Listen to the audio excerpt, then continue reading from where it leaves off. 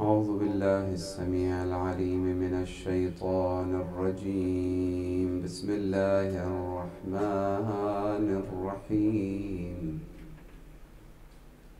نحمدك اللهم يا من نور قلوبنا بأنوار المحبة العلوية، وأكمل لنا ديننا بالهداية المرتضوية، وأتم نعمته علينا بالهداية الحيدرية. ونصلي ونسلم على الخاتم لما سبق، والفاتح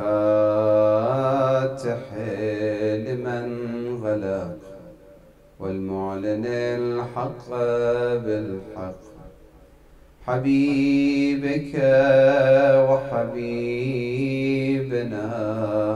أبي القاسم محمد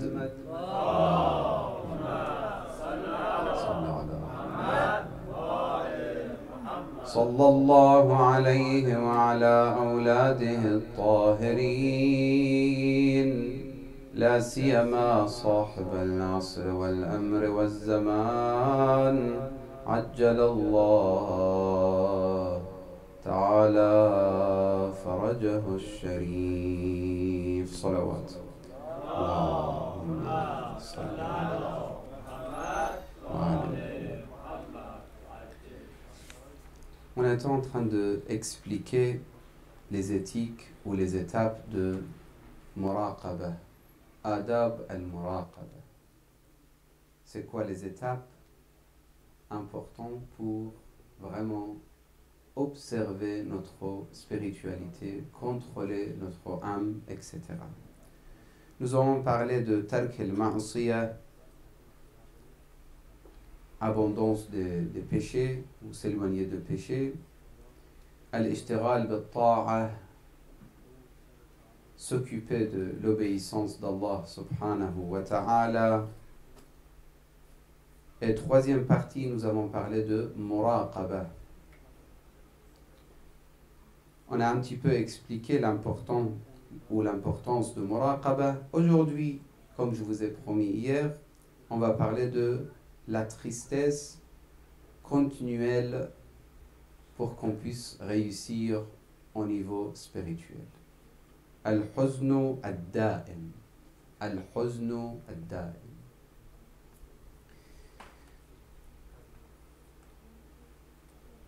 Pourquoi on doit être triste? C'est une question qui s'oppose. Nous, les musulmans, est-ce qu'on doit être tout le temps triste ou on doit être content, satisfait de la situation qui nous entoure, si vous voulez? C'est la question essentielle qui s'oppose. Vous savez, on est critiqué des fois de la part des autres frères dans les autres écoles de l'islam. On est critiqué sur la question de Ashura et les larmes qu'on verse pour l'histoire de, dites-moi, Karbala, l'histoire de Karbala. Inch'Allah, les frères, ils sont bien concentrés, j'espère, pour qu'on puisse avancer, Inch'Allah. Ils disent, mais pourquoi vous pleurez? Pourquoi vous êtes triste? À quoi ça sert cette tristesse? À quoi ça sert? Vous versez les larmes pour l'imam al-Hussein, à quoi ça sert? Est-ce que l'imam al-Hussein a besoin de vos armes? Ou bien, il vous dit, pourquoi toute l'année vous êtes triste? Muharram, vous êtes triste. Ramadan, vous pleurez pendant le sahar, vous vous réveillez avant le fajr. Mawlaya ya Mawlay. Allahumma inni as'aluka min bahaika bi abha. Dua al-iftitah, le soir, dua al-sahar, le matin. Tout le temps vous pleurez, à quoi ça sert? Vous avez une tristesse tout le temps, vous exagérez. Donc, nous, dans la réponse, on dit, cette tristesse, ce n'est pas le genre qui nous détruit ou qui nous bloque dans notre vie, du tout. Au contraire, c'est une tristesse qui nous donne la force pour continuer dans ce bas monde. C'est une tristesse, mais positive, si vous voulez. Je peux vous dire comme ça. C'est une tristesse positive. Et on insiste sur le point que Allah subhanahu wa ta'ala, il s'approche des cœurs tristes et un peu brisés, si vous voulez, dans ce monde. Il aime les cœurs cassés et brisés et tristes. Mais sur quel point triste? Pourquoi j'ai pas d'argent? Non. Pourquoi je n'ai pas encore atteint l'amour d'Allah subhanahu wa ta'ala? Donc la tristesse, ça ne sera pas intéressant si c'est la tristesse matérielle, pour tout ce qui est matériel. Je suis triste parce que je n'ai pas une belle voiture comme mon frère. Est-ce que ça sert à quelque chose, cette tristesse? Absolument pas. Ana indal munkasirati qulubuhum, dans le hadith. Ana indal munkasirati qulubuhum. C'est pas un hadith de prophète, c'est un hadith qudsi. Allah subhanahu wa ta'ala, il dit, je suis chez celui qui a un cœur brisé, cœur cassé. Cassé, qu'est-ce que ça veut dire? Tu m'as cassé mon cœur, quand on dit, tu m'as rendu triste. Non, je ne parle pas de ça. Cœur brisé, cassé, triste, à cause de quoi? De firaq Allah subhanahu wa ta'ala. Il se parle, le Sahar, il dit, Ilahi, jusqu'à quand je ne peux pas goûter l'amour, ton amour? Ilahi, jusqu'à quand je dois être fatigué le matin et je n'ai pas envie de te parler comme ça? Jusqu'à quand mon cœur il reste dur? Jusqu'à quand je vais rester comme ça? Je n'ai pas malheureusement le courage de te parler. Donc il commence à pleurer à cause de tout ça. Mali kullama qultu qad tahayyatu wa ta'abba'at alqayta alayya nu'asan idha ana najayt. Pourquoi? Jusqu'à quand? Dès que je décide de te parler, j'ai sommeil, je suis fatigué. Mali. Et jusqu'à quand je vais rester comme ça? Et il pleure, il pleure. Cette tristesse est très bénie. Pourquoi? Parce que cette tristesse, c'est considéré comme des clés de l'amour d'Allah subhanahu wa ta'ala. Mali kullama qultu qad tahayyatu wa ta'abbat. Certains, ils n'ont même pas cette tristesse. Ils se réveillent le matin comme un lion, très content. Ils disent, oui, j'ai pas mangé suhour, j'ai raté salat al-subh, c'est pas grave. Je jeûne aujourd'hui, mais même si j'arrive pas vers 4 heures de l'après-midi, je vais manger parce que de toute façon, c'est pas facile de jeûner à 18h ou 20h ou 21h. Pour certains, c'est comme ça. J'ai raté salat al-subh, subhanallah. Même des fois, il est content. Il dit, tiens, je me suis réveillé à 5h du matin, ou 7h du matin, donc j'ai raté salat al-subh. Bon, je dors alors. Tu vois quel travail il a à faire le shaitan et quelle faiblesse nous avons devant le shaitan. Ça vous est arrivé ou pas? Inch'Allah, ça vous est jamais arrivé. Inch'Allah, vous êtes parmi les gens que si vous ratez salat al-subh, vous êtes triste. Pas vous êtes content parce que je peux continuer à dormir tranquillement, voilà. Shaitan, il faut le sentir, il faut connaître le shaitan. Quand est-ce que il fait son travail et sur quel point? C'est ça l'intelligence d'un mu'min. Inni la askunu illa fi qalbin mahzoun qil. Il dit, cet écrivain, il dit, at-taqwa, il prend pas de demeure ou il reste pas dans un cœur très joyeux, tranquille, etc. Non, il cherche des cœurs tristes. Wa'alam ayyuha al-aziz. Ça, c'est l'écrivain qui le dit. Je traduis cette partie. أن كل ما يرد على القلب من الأمور الحسنة إنما يحل كالضيف فإن قابله الشخص بالعناية التامة وحسن الضيافة والإكرام وطهر محل نزوله من لوث الأدران وأبعد عنه ما يزعجه فإن الضيف سيعاود دخول البيت. Je vous donne un exemple, ce qu'il explique. Si vous invitez un ami chez vous, écoutez bien, comme ça, Inch'Allah, c'est un exemple intéressant qu'on donne, lui, ça peut nous faire réfléchir. Vous invitez quelqu'un. Vous invitez un cheikh, un sayyid, un ami, un docteur, votre professeur de l'école française, ou je ne sais pas. Vous invitez chez vous, et quand il vient chez vous, Déjà, vous ne vous levez même pas pour ouvrir la porte. Vous laissez la porte ouverte un peu. Vous dites, rentrez, rentrez. Comme ça. Rentrez, monsieur, rentrez. Après, vous ne bougez même pas pour lui. Vous l'invitez pour manger, soi-disant. Vous avez mis un peu de yaourt devant vous. Vous dites, vous voulez? Tu veux? Ou vous voulez, monsieur? Vous voulez un peu goûter? Lui dit, merci. C'est quand vous voulez, monsieur. Vous terminez votre yaourt. Après, vous regardez, vous dites, oui, ça m'a fait plaisir, vous êtes venu chez moi. Et en plus de tout ça, quand il rentre, il voit la saleté partout. Il sent une mauvaise odeur de chez vous. Très mauvaise odeur. Donc, est-ce qu'il va la prochaine fois accepter votre invitation? Dites-moi. Lui, il dit, la spiritualité, c'est la même chose. Al-hal, l'amour de Dieu. Vous savez, il y a certains, ils disent, on vit une situation de vraiment très touchant de l'amour d'Allah subhanahu wa ta'ala quand on fait El Dora. D'accord? Cette situation, le goût de l'amour d'Allah, il revient à chaque fois. Lui, il dit hayhat, hayhat. S'il vient et tu ne t'occupes pas de lui, de cet invité, si vous voulez, il ne reviendra jamais. Donc, si un jour de mois de Ramadan, vous avez eu l'occasion de sentir l'amour d'Allah subhanahu wa ta'ala, il ne faut pas rater cette occasion. C'est dommage de rater cette occasion. Parce que cet invité, il ne va plus revenir. Plus jamais revenir. Donc, c'est quoi la saleté et les mauvaises odeurs de notre cœur? C'est quoi? C'est les péchés, c'est les médisances, c'est les mensonges, c'est la jalousie, etc. Donc l'amour d'Allah, il vient.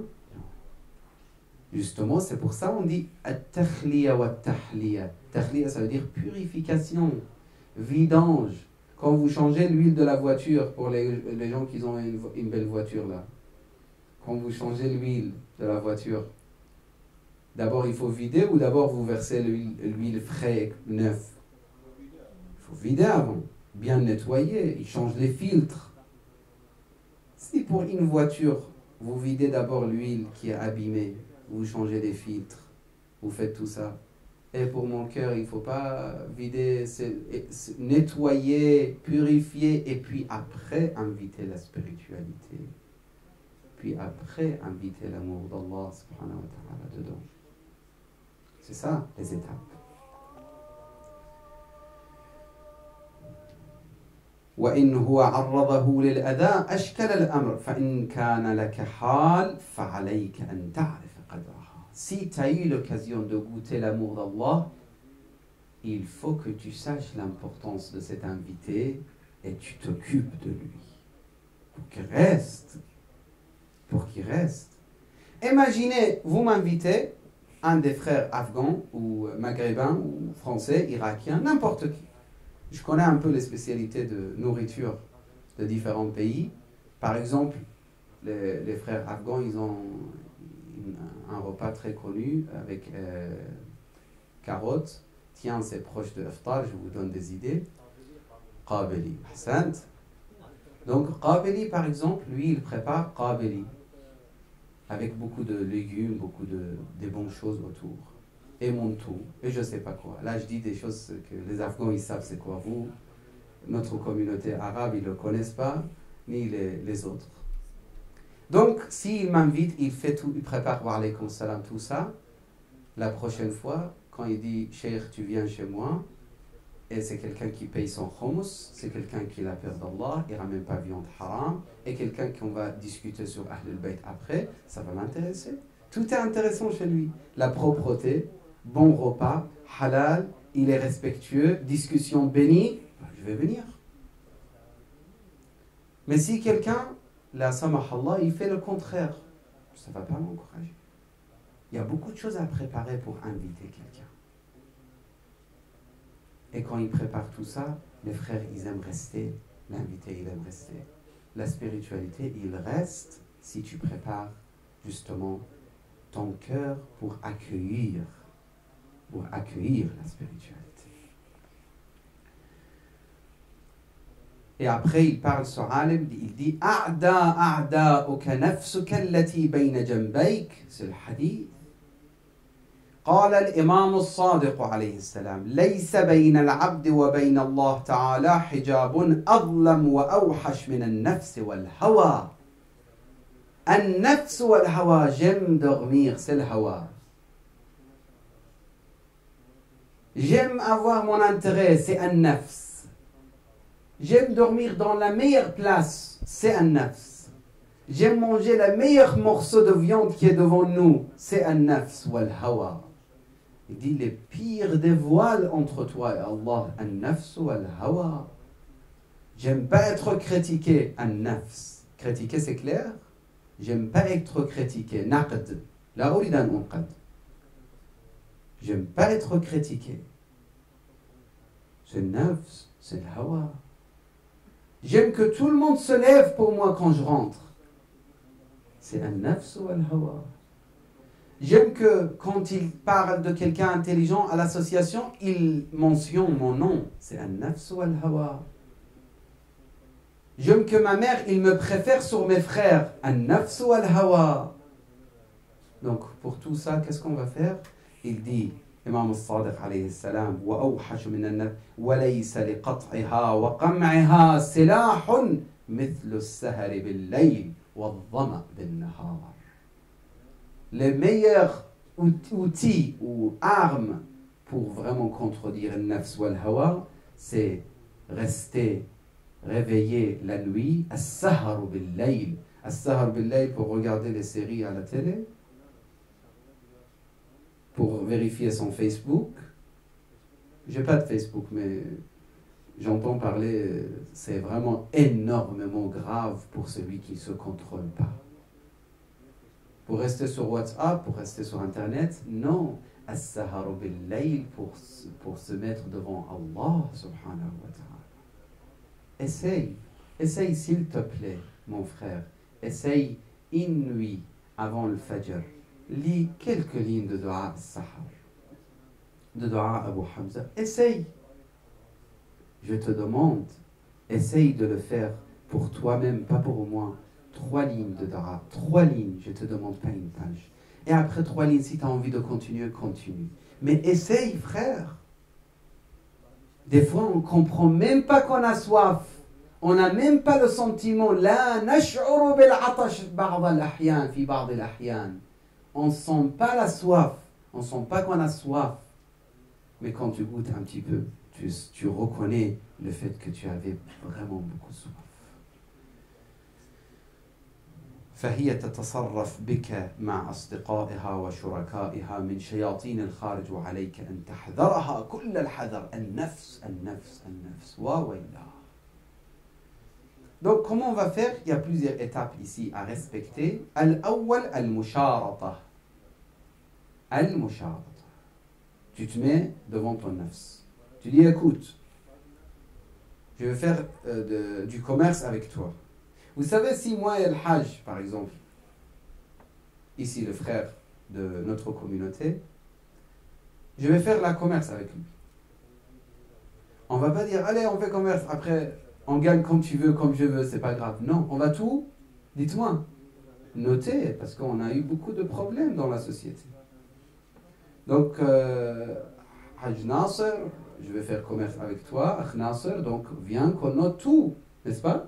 Tous les détails, Hajj Fulan, Hajj Fulan. Je t'aime bien, t'es mon frère, mais pour la commerce ou pour la question de commerce, il faut tout noter. Combien pour cent tu travailles, combien pour cent tu gagnes, combien pour cent je gagne. Si ça arrive ça, comment on va faire si ça arrive?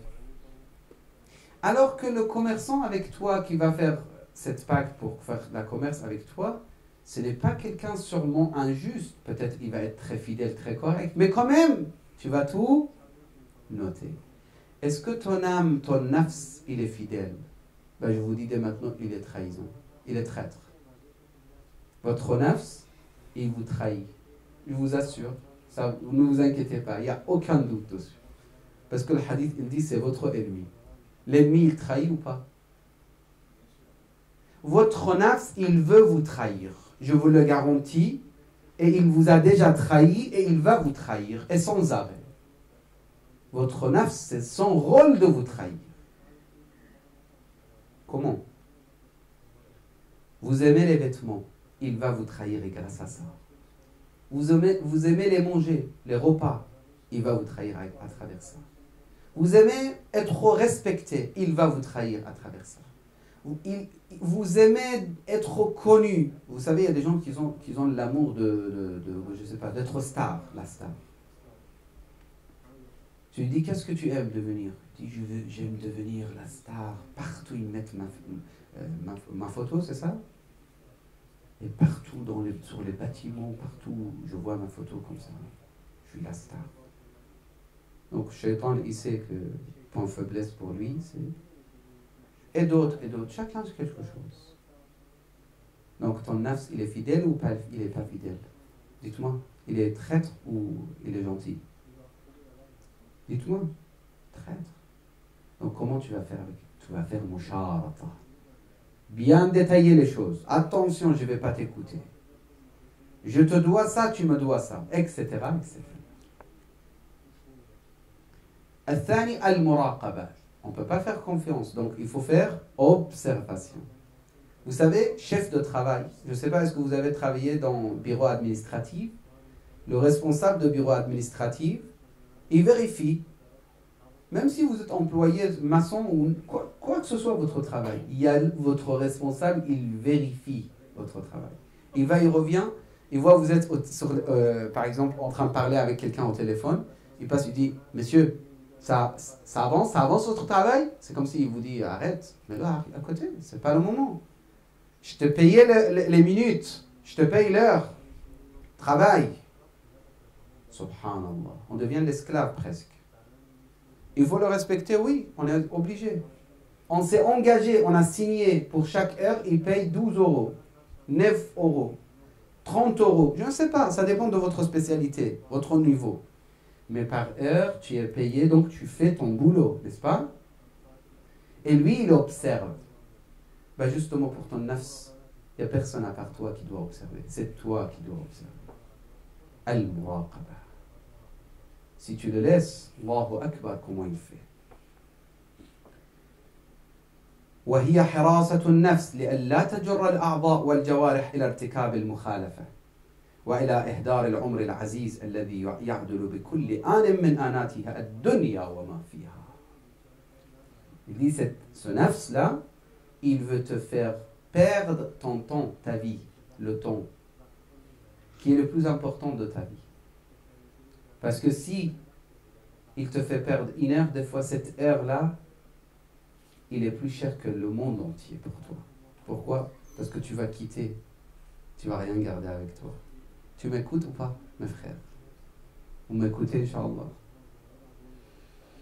Quand tu quittes, tu vas rien garder. Des fois, tu as besoin d'une heure. Ils te disent, tu vas quitter dans une heure. Tu vas rien garder. Donc, cette heure, c'est très précieux. Troisième étape, al-muhasaba. Là, tu vas faire comptabilité. Allez, mon nafs, j'ai fait contrat avec toi, tu n'as pas respecté. J'ai observé, tu as manqué de responsabilité. Tu m'as éloigné d'Allah. Maintenant, je vais faire muhasaba, des calculs. J'ai décidé de ne plus jamais utiliser des grands mots. As-sobab, al-fuhsh. J'ai décidé de ne plus jamais utiliser des insultes ou dire des grands mots. Mais aujourd'hui, justement, j'étais en colère, j'ai utilisé 3 par exemple, 5 fois. Justement, là, il faut punir mon nafs. Al-muhasaba. J'ai fait le muhasaba, et là, c'est le rôle de mu'ataba et mu'aqaba. Mu'ataba, pourquoi mon nafs t'a fait ça? Pourquoi t'as fait ça? Mu'aqaba, c'est punition. Je me punis. Autrement, je ne peux pas avancer. Vous êtes gentil avec vous-même ou vous êtes méchant avec vous-même? Répondez-moi. On doit être gentil avec soi-même ou on doit être un peu dur avec soi-même? Ça dépend. Très bonne réponse. Ça dépend. Moi, je suis d'accord. Mais la plupart du temps, on doit être dur avec soi-même. Parce que nous, on a husn al-dhann, ça veut dire on pense toujours positivement concernant nous-mêmes. Parce qu'on n'a jamais tort. Nous, on croit comme ça. S'il y a un problème tout de suite, moi j'ai fait tout ce que je devrais faire. Moi j'ai rien fait. Tout de suite. Personne ne va dire « Ah, j'ai commis une erreur tout de suite ». Non. La plupart des gens, ils mettent tout sur les autres. Ah ben non, c'est pas ma faute. Vous entendez beaucoup cette phrase. Est-ce que vous entendez beaucoup « c'est ma faute » ? Même s'il le dit, il dit « oui, c'est ma faute, j'ai fait connaissance avec toi. C'est ma faute que je t'ai respecté. » Vous voyez ? C'est même pas pour dire « c'est ma faute ». C'est pour dire « tu mérites rien ». Finalement, on ne veut jamais dire vraiment « c'est ma faute ». C'est ma faute que j'ai accepté sortir avec toi dans ce voyage.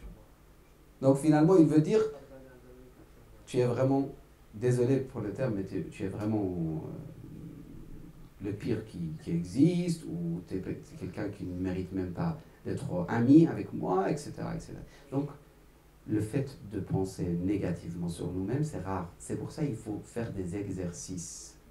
Être dur avec soi-même et être gentil et penser positivement avec les autres. C'est ça la solution. على المرء أن يجلس للحساب إذا جنه الليل لينظر ماذا عمل. La nuit, tu t'assois, tu te poses la question, qu'est-ce que tu as fait dans la journée? وهل اكتسب منفعة أم أصيب بضرر? Est-ce qu'il a gagné? Est-ce qu'il a perdu? Qu'est-ce qu'il a fait cette journée? Et quatrième point, quand je vous ai dit al-mu'ataba, huwa ijbu wal-iqab. Et là, c'est la punition. Donc, qui va te punir? Tu étais dans la rue, tu as regardé quelque chose haram. C'est qui va te punir? Toi-même, tu dois te punir. Tu as mangé quelque chose haram, tu jeûnes pendant le mois de Sha'ban 5 jours pour effacer ce péché-ci que tu as commis, par exemple. Tu as marché vers quelques endroits haram, tu vas à Arba'in, Karbala et Hussein, à pied de Najaf à Karbala en demandant à Allah le pardon. Parce que tu visites un des piliers de foi et de spiritualité sur cette terre, Sayyid al-Shuhada, Abu Abdullah al-Hussein. Tu marches de Najaf à Karbala, quelle intention? Ya Rabbi, je veux que tu me pardonnes les jours que je marchais vers tel endroit et tel endroit, dans tel pays et tel pays, et que je commis tel péché et tel péché. Je me punis. J'attends pas la punition de l'au-delà. Je me purifie moi-même avant de mourir et de quitter ce bas monde et de partir à l'au-delà. Ana uhaddibu nafsi, ana u'aqibu nafsi.